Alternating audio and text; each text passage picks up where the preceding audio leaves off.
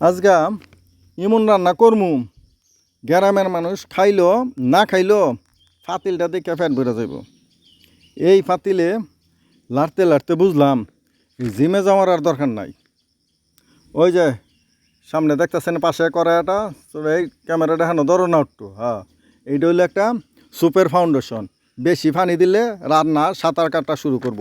মশলা এত কম দিছি যাতে প্রতিটা দানা আলাদা আলাদা ফ্ল্যাট পায়। এইটার মধ্যে একটু পানি মশলা লাগবে মনে, আনো দাও, বাটিটা দাও, একটু দিয়ে দেই। হ্যাঁ আচ্ছা, অল্প করেই দেই, চলবো। আহারে বড় পাতিল, ডাকনা ছোট, ঠিক আমার স্বপ্নের মতন। পাতিল বড়, ডাকনা ছোট। তো যদি রান্না ভালো না হয় দোষ আমার না ভাই। এই ফাতিলের, এত বড় ফাতিলে তরকারি লুকায়া যায়, কি করবো? তারপরে দেখেন চেষ্টা করছি।